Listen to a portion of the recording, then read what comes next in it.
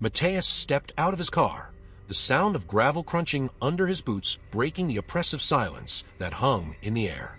The forest surrounding the chalet was unnaturally still, as if the very world held its breath. No birds chirped, no rustling leaves, only the faint whisper of the wind, almost as if it were afraid to disturb whatever dwelled here. The chalet stood ahead, nestled beside a lake so dark it looked like an endless abyss, its surface completely motionless, reflecting the dim, overcast sky. Something about the scene felt wrong, as if the place itself was waiting for him, watching him. The air was thick with an unseen presence, pressing down on him like a weight on his chest. Each step toward the chalet felt like a violation, as though he was intruding on a place long forgotten by time, but not by something else.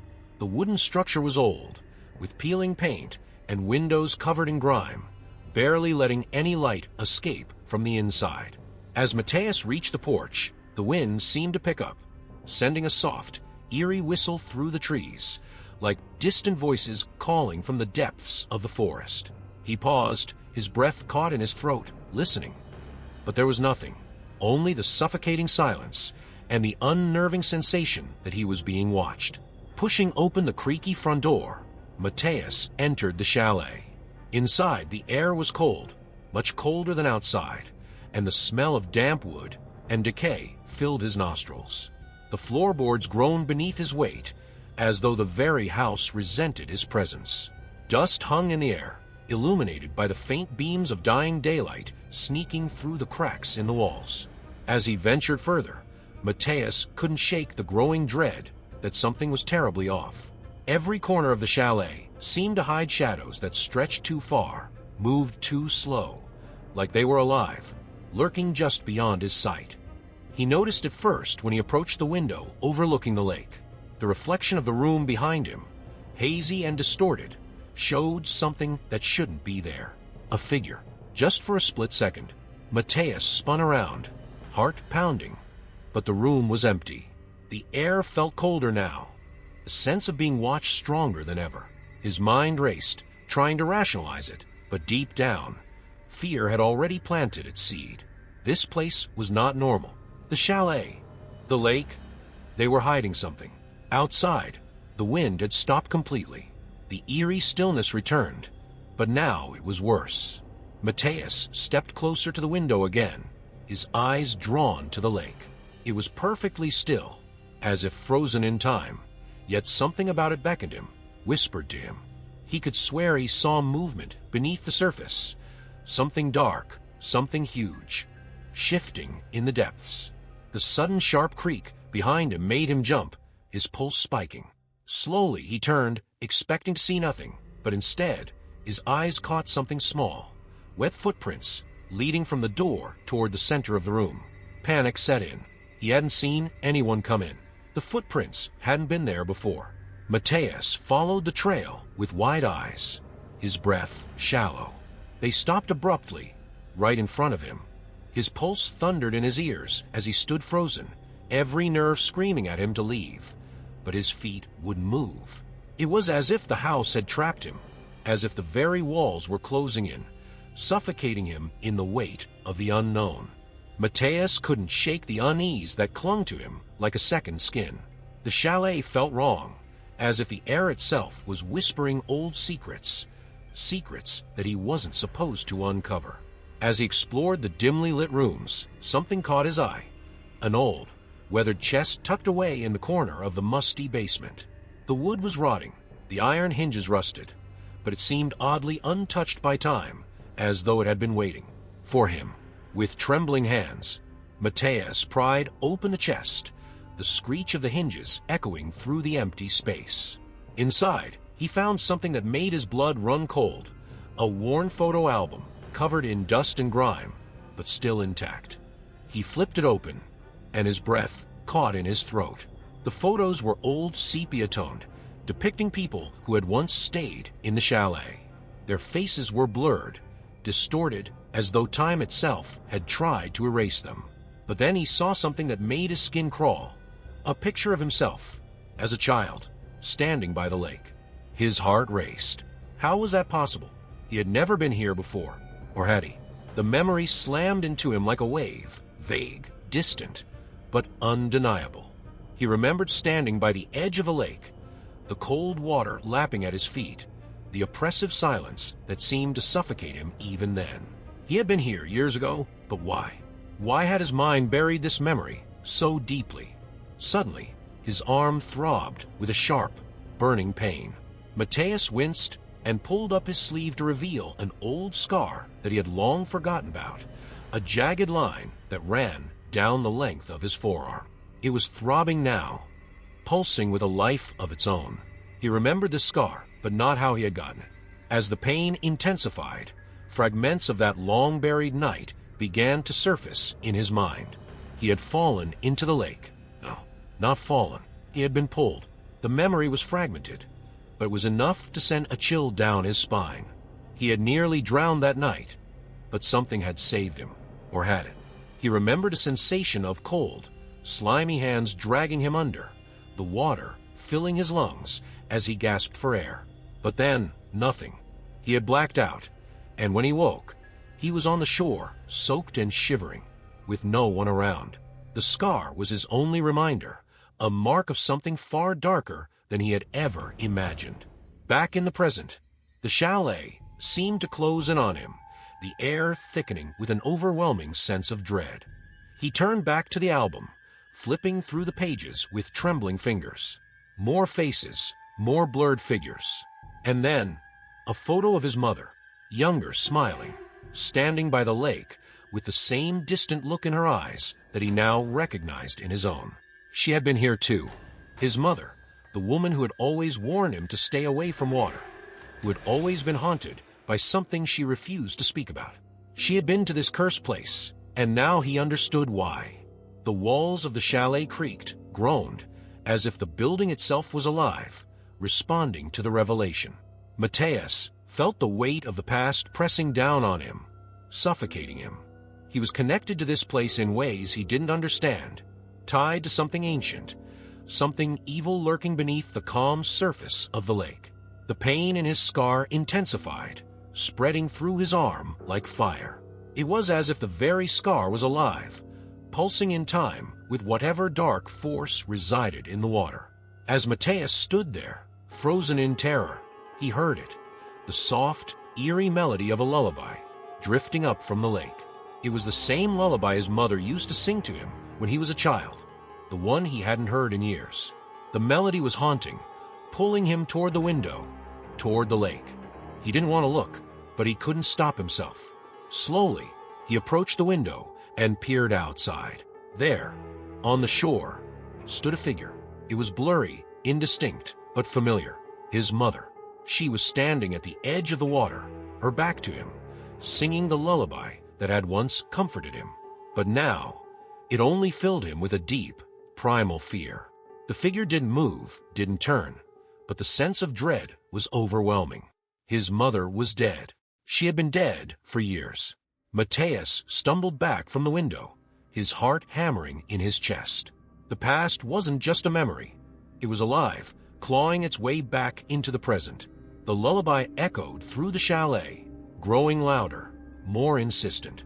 The scar on his arm throbbed in time with the melody, each beat a reminder of the darkness that had been waiting for him all these years. The night was closing in, suffocating Matthias with its oppressive silence. The chalet felt more like a tomb now, its walls creaking and groaning as if alive, watching his every move. He paced back and forth in the main room, his mind racing. His mother's figure by the lake, the haunting lullaby, the scar on his arm, all of it felt like pieces of a twisted puzzle he was only now beginning to understand. The lake had called him here, just as it had called her, and now it was demanding something in return. Suddenly, the front door slammed shut with a deafening thud, and a cold gust of wind rushed through the room, extinguishing the few candles Matthias had lit. Darkness enveloped him, thick and suffocating, but within it he heard something, a whisper, faint, almost imperceptible, but growing louder. It was the same voice that had haunted his dreams, the same presence that had followed him since childhood. The lake was speaking to him, The voice grew clearer, twisting through the shadows like smoke, filling the air with promises and threats. Mateus stumbled backward, his heart pounding. His instinct screamed at him to flee, to get as far away from the lake as possible, but something rooted him in place. The voice was offering him a choice, a terrible, impossible choice. His mind raced to comprehend what it was saying, but the message was clear: sacrifice a memory or lose everything. In that moment, Mateus saw her, his sister Clara, standing at the edge of the lake, her eyes wide with fear. She shouldn't have been there. He hadn't seen her in years. But there she was, as real as the terror gripping his heart. The lake had taken her, just as it had taken so many before. But wasn't too late. He could still save her. The voice promised him that much, but there was a price. He could feel the weight of the decision crushing him.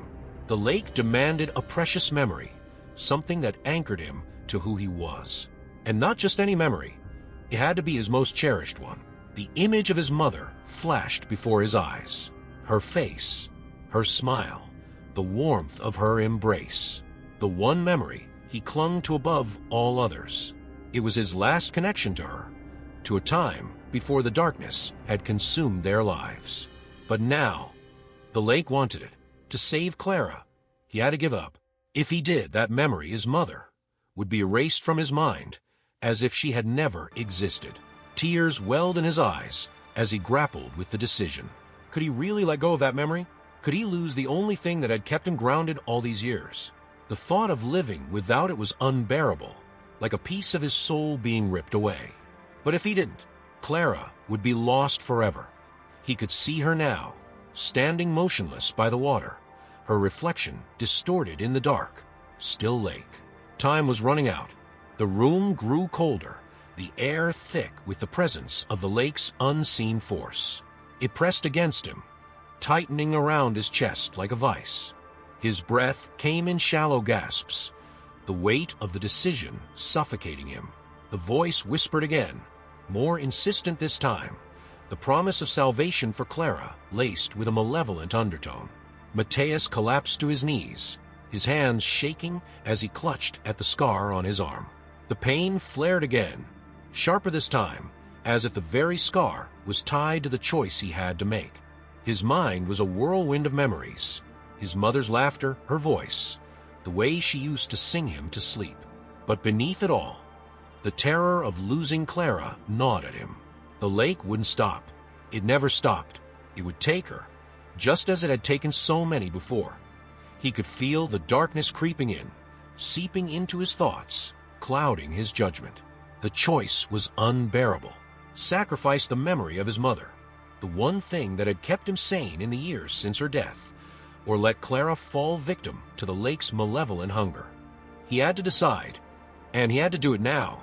The voices were growing louder, the air thicker, the shadows closing in around him. Mateus squeezed his eyes shut, tears streaming down his face. He knew what he had to do. The pain of the decision ripped through him like a blade, but there was no other way.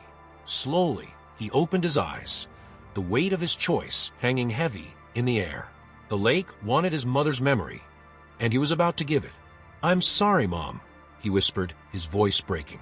With those words, he felt a part of himself slip away, like a thread being severed.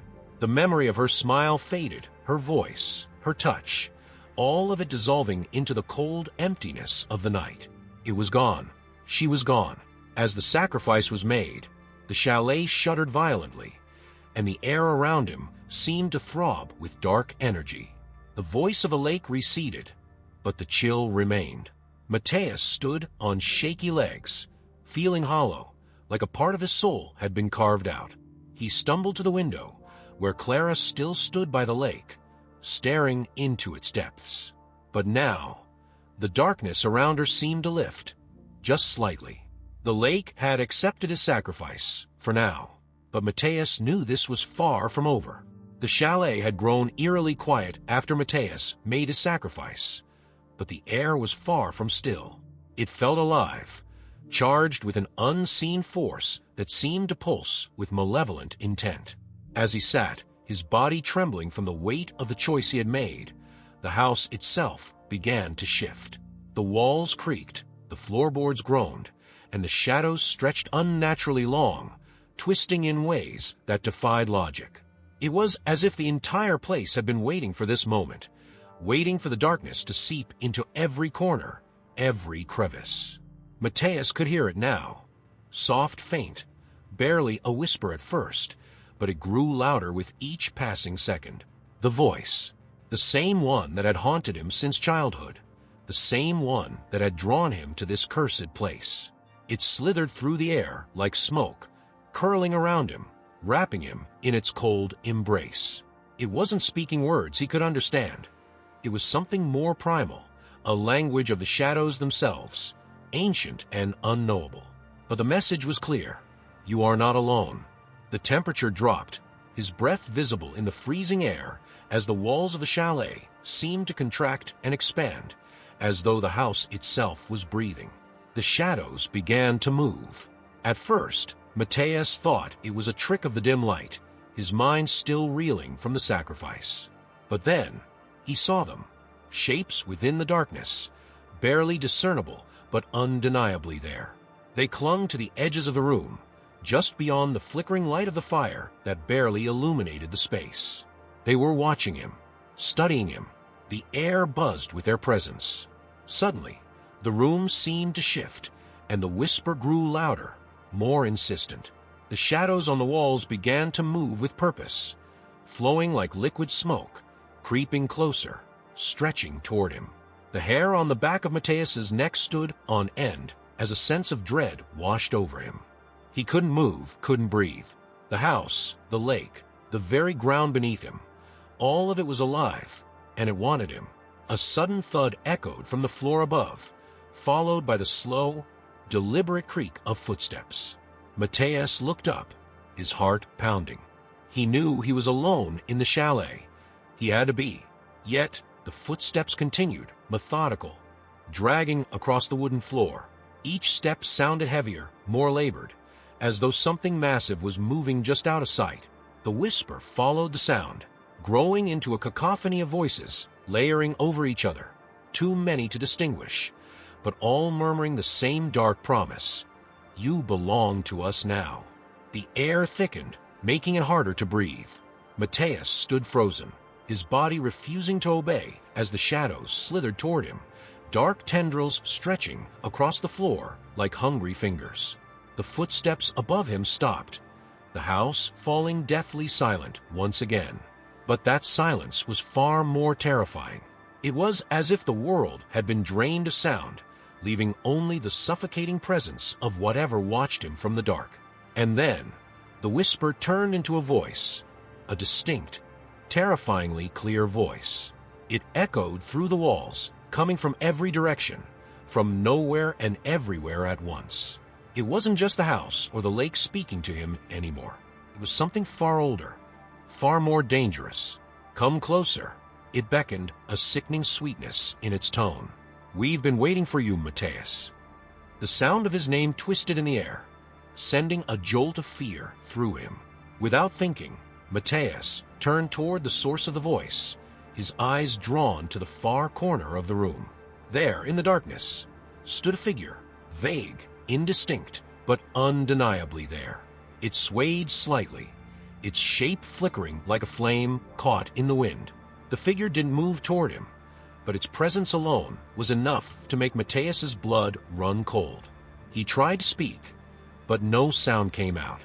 His throat was dry, his breath shallow, as if the very air was being sucked from his lungs. The shadows closed in around him, pressing against his skin, cold and clammy like the hands of the dead.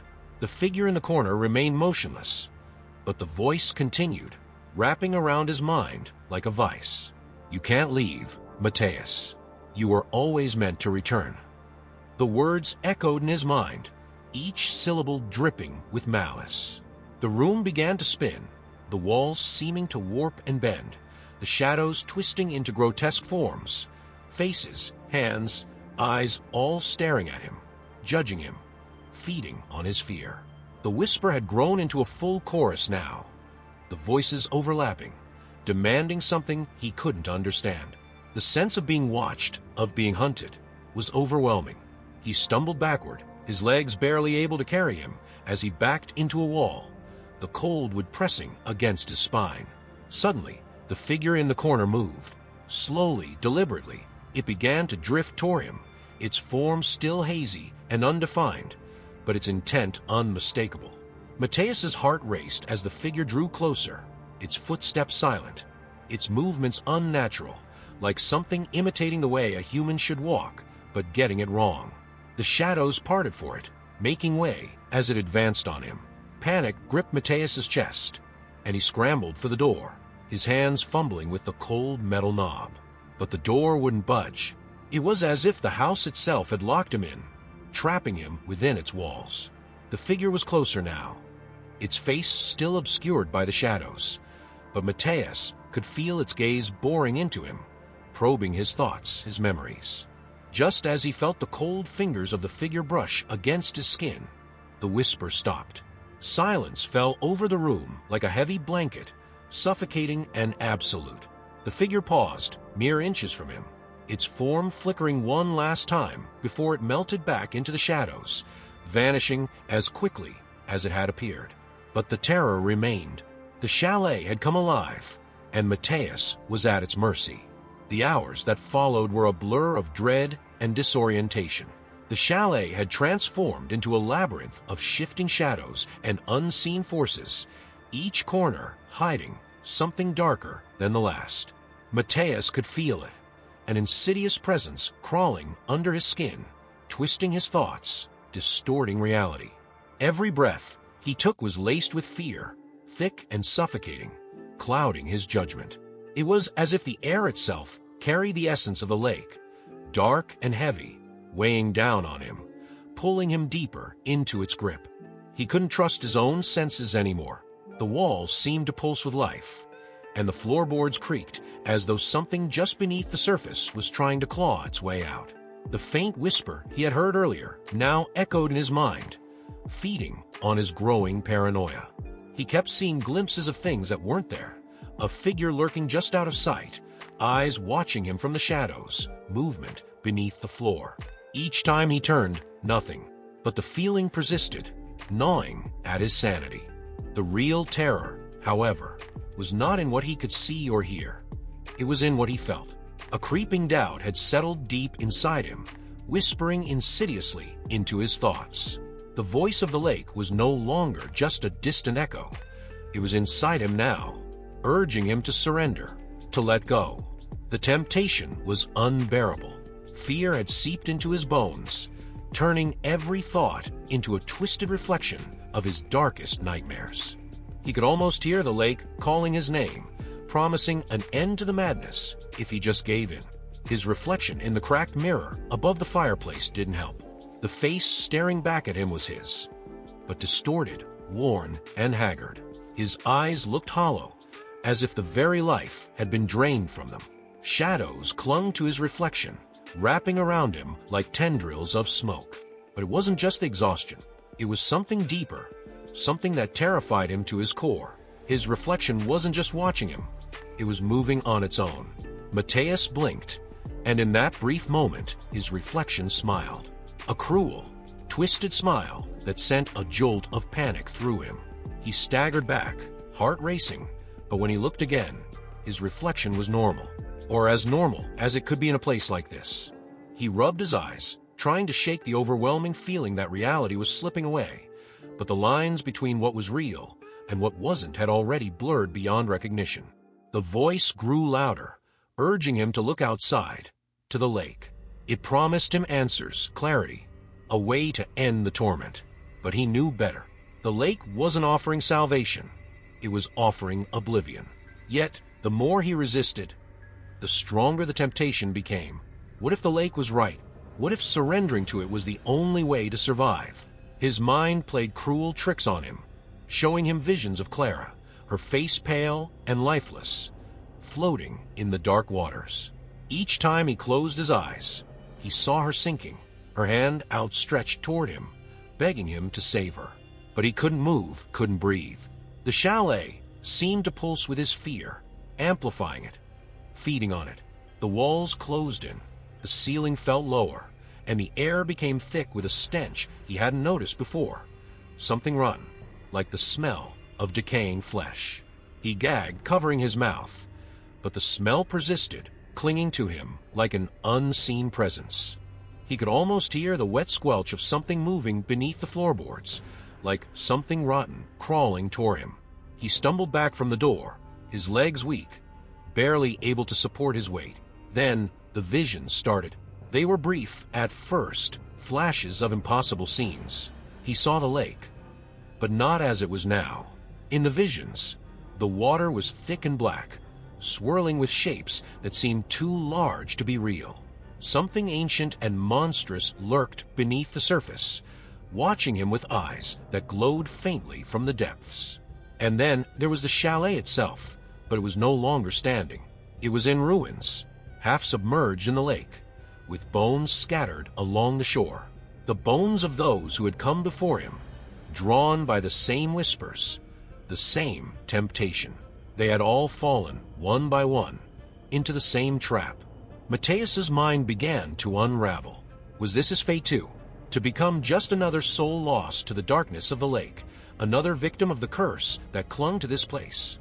The thought was unbearable, but the fear was worse. He couldn't fight it any longer.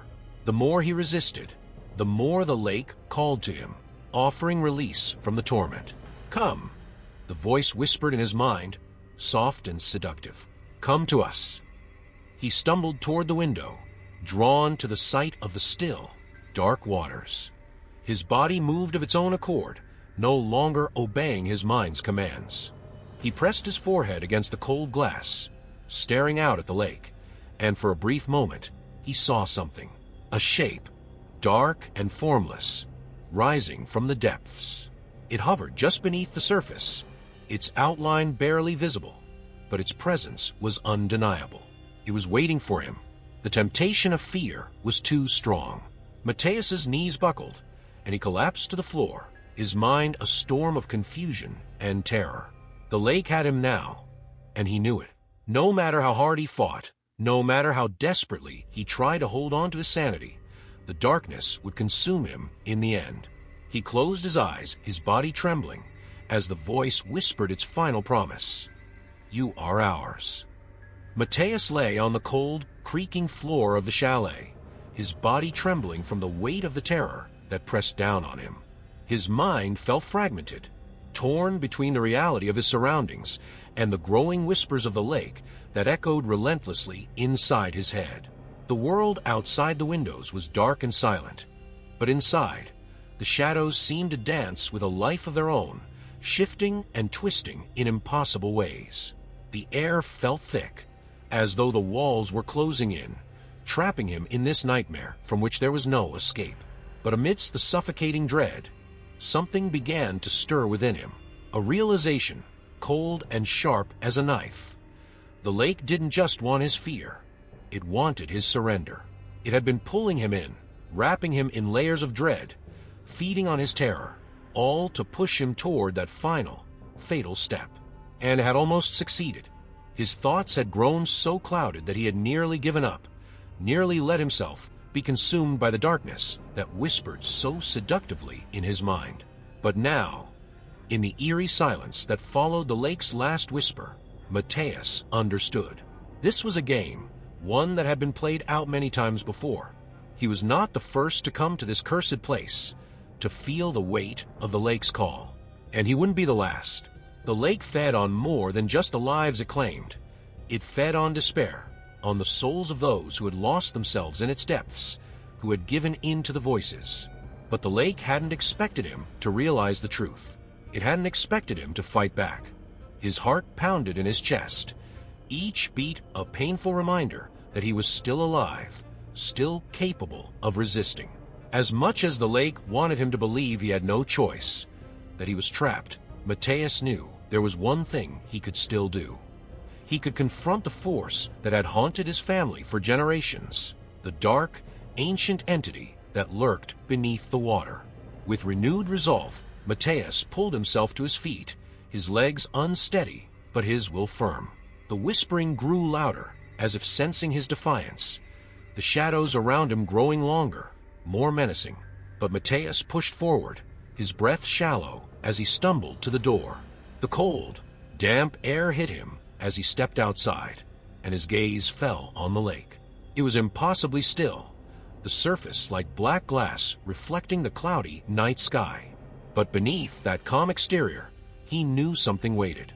He took a step closer to the lake, his body protesting every movement as if the very air around him was trying to hold him back. His scar throbbed violently on his arm, burning with a cold fire that spread through his veins. The pain was almost unbearable, but it grounded him, reminded him that he was still in control of his fate, no matter what the lake tried to convince him. As he neared the water's edge, the ground beneath him seemed to shift. The air grew colder, thick with the stench of decay, and the silence was oppressive, crushing. And then, without warning, the surface of the lake began to ripple. Slowly, at first, like the gentle stirrings of something deep below. But then the water began to churn violently, as though something enormous was rising from its depths. Mateus froze as a shape began to emerge, dark, formless, and vast.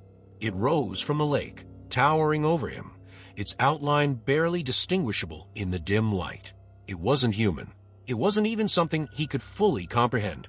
The entity was ancient, its presence so overwhelming that the very air around it seemed to hum with dark energy.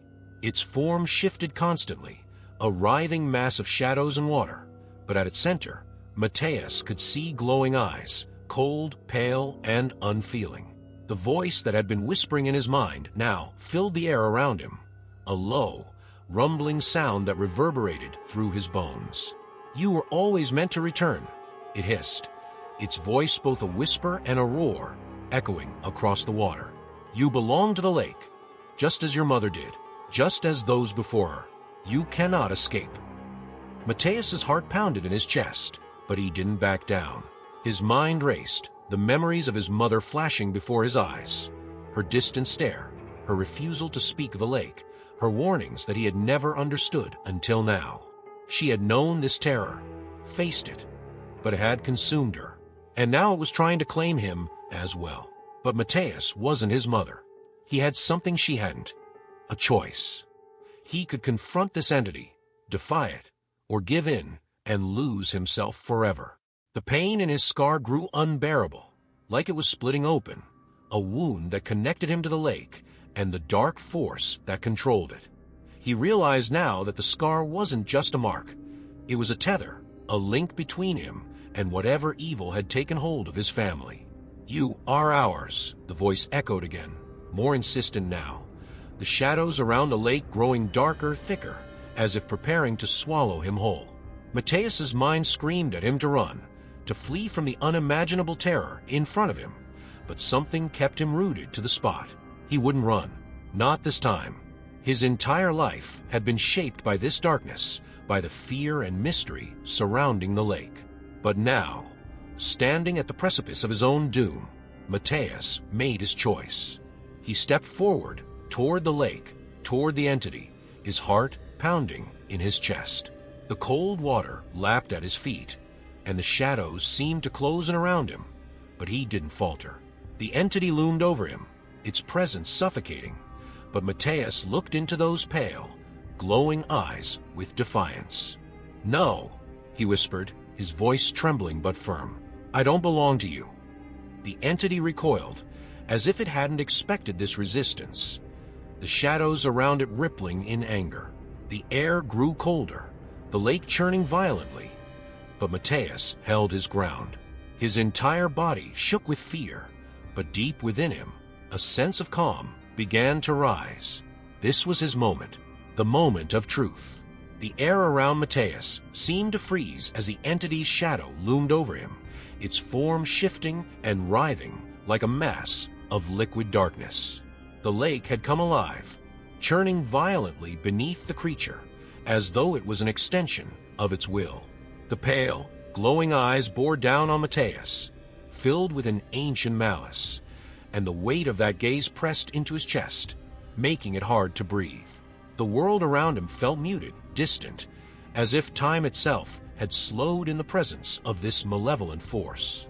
The entity's voice, cold and hollow, echoed through the air. "You are bound to us, Mateus.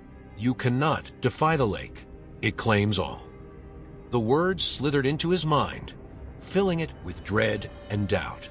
Every instinct in him screamed to turn and run, but Mateus stood firm, his fists clenched at his sides. He had come too far to give in now. The fear that once consumed him was now tempered by a resolve he hadn't known he possessed. The wind picked up, howling through the trees like a chorus of mournful voices, and the water at his feet surged forward, icy cold, as if trying to pull him under. The entity's form grew larger, more defined, the shadows solidifying into grotesque, shifting shapes, faces contorted in agony, hands reaching out from the depths of the lake, begging for salvation. They were the souls of those the lake had claimed, victims of the same darkness that now threatened to take him. But Mateus wasn't like them. He wouldn't be another nameless, soul swallowed by the abyss. His scar burned with a searing intensity, the pain radiating through his arm like fire, but was more than just physical. It was a reminder of the past, of the night he had nearly drowned as a child, saved by a force he hadn't understood until now. The lake had marked him back then, chosen him for this moment, and the scar, the tether, was both his curse and his weapon. Mateus took a step forward, his feet sinking into the mud as the water swirled around him. His voice, though weak and shaking, rose above the howl of the wind. "I'm not afraid of you," he said, though the fear still clung to him, thick and heavy. The entity recoiled slightly, its many faces contorting in surprise, but the pale eyes remained fixed on him, unblinking. "You should be," the entity hissed, its voice dripping with venom. The shadows stretched toward him, dark tendrils slithering across the ground like serpents, coiling around his legs, pulling him closer to the lake's edge. The cold seeped into his bones, a paralyzing chill that made every step feel like a battle. But Mateus refused to let the fear take hold. He had been bound to this place, this entity, his entire life. Through his mother's silent suffering, through the nightmares that had haunted him since childhood, and through the scar that marked him. But he wasn't powerless. He lifted his arm, the scar burning brighter now, a beacon of pain and purpose. The memories of his mother flooded his mind. Her warnings, her distant eyes, the way she had kept him away from the lake, as if knowing this day would come. She had been consumed by it, but Mateus had a chance to break free, to end the cycle. The scar connected him to the entity, but it was also a key to something the lake hadn't expected. As the shadows closed in around him, Mateus felt a surge of energy, fueled by anger, fear, and something else.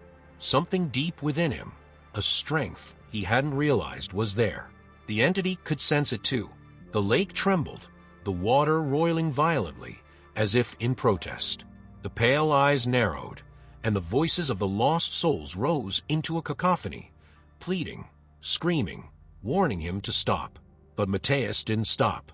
He reached into the depth of his memories, grasping for the one thing the entity had never accounted for, the love he still held for his mother. The lake had taken her, but it couldn't erase her from him.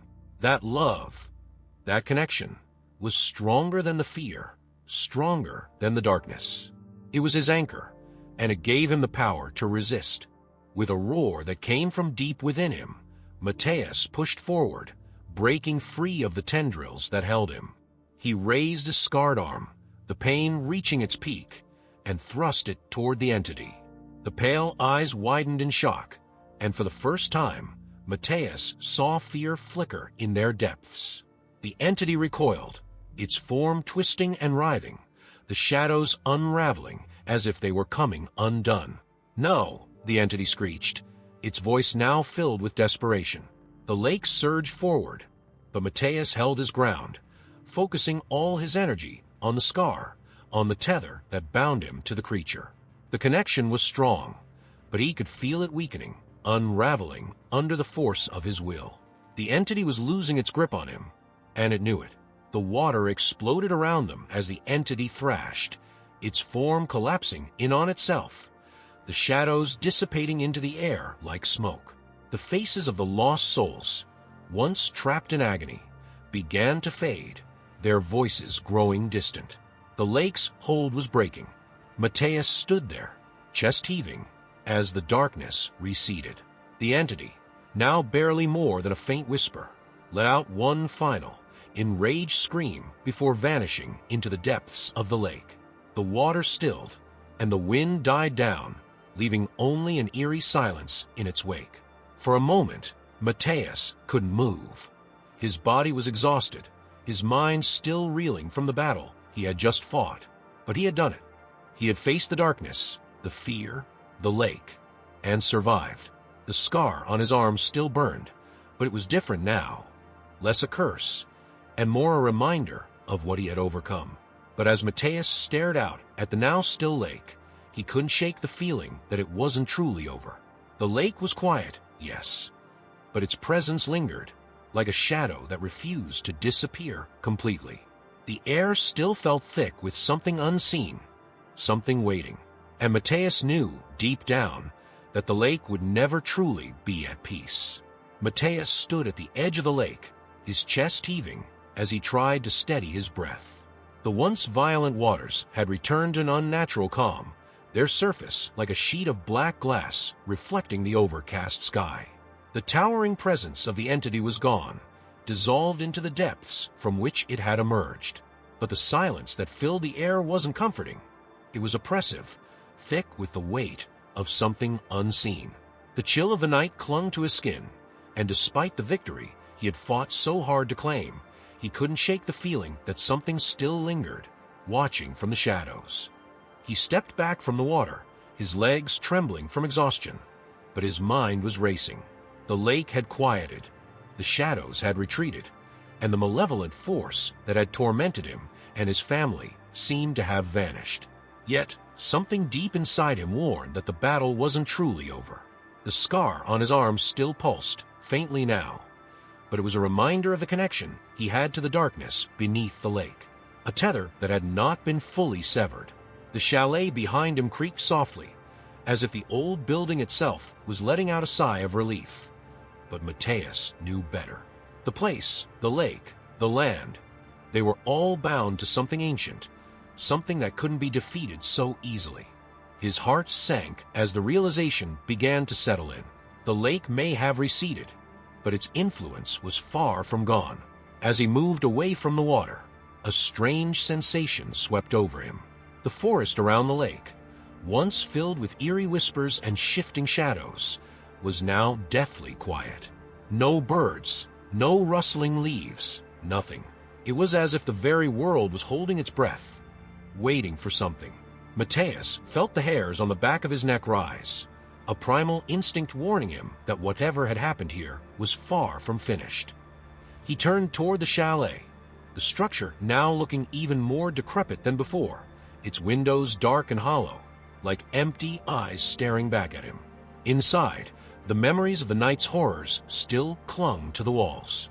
The whispers, the shifting shadows, the figure that had watched him from the corners of the room, they were gone, but their presence lingered just out of reach, as if they were waiting for him to let his guard down. Mateus entered the chalet cautiously, the floorboards groaning beneath his weight. His every step echoed in the silence, the faint creak of what a reminder of how fragile this place was. The air was cold and stale, and as he moved through the rooms, he couldn't help but feel as though the house itself was watching him, waiting for him to make a mistake. Every shadow seemed deeper, every corner darker. And though he had faced the entity, he knew that the house still held its secrets, secrets that wouldn't be revealed easily. He paused in front of the fireplace, where the cracked mirror still hung, its surface smeared with dirt and grime. His reflection stared back at him, pale and exhausted, but it was his eyes that unsettled him most. There was something in them, something he couldn't quite place, a lingering darkness that hadn't been there before.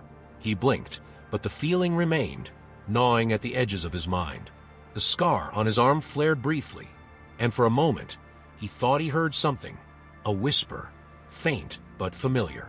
He spun around, his heart racing, but the room was empty. The shadows remained still, but the air was thick with tension. Mateus knew that whatever connection the lake had to him, to this place, was still there, buried deep, waiting for the right moment to surface again. He took a deep breath and stepped back outside, the cold night air biting at his skin. The lake was still eerily calm, its dark surface betraying nothing of the horrors that lurked beneath. But Mateus could feel it. The entity might have been weakened, might have receded, but it wasn't gone. It was watching, waiting for another chance to rise, another soul to claim. He couldn't shake the feeling that he had only delayed the inevitable, that the lake would continue to call to him, or to someone else. As he walked away from the water's edge, he thought of Clara, his sister, and the others who had been drawn to the lake's darkness before him. The stories, the disappearances, the nightmares, they were all part of the same curse. A curse that stretched back farther than he could imagine. And though he had survived the night, he knew that the lake wasn't finished with him. It never truly let go. The wind picked up, rustling the trees, and for the briefest moment, Mateus thought he saw something. Just a ripple in the water, a shadow beneath the surface. His heart skipped a beat, and he froze, staring out at the lake. But the water remained still, the ripple gone as quickly as it had appeared. He wanted to believe that it was over, that he had won. But as he turned away, the unsettling truth gnawed at him. The lake would always be there, lurking in the depths, waiting for its next victim. The silence of the night was deceiving, masking the malevolence that lingered just beneath the surface. And as Mateus walked away from the chalet, his scar still burning faintly on his arm, he couldn't help but feel that this was only the beginning. The lake was patient. It could wait, and one day, it would rise again. The darkness was never truly defeated. It only slept, waiting for the right moment to reawaken. As he disappeared into the night, the chalet stood silent and still by the lake, its dark windows reflecting the calm water. But deep beneath the surface, something stirred.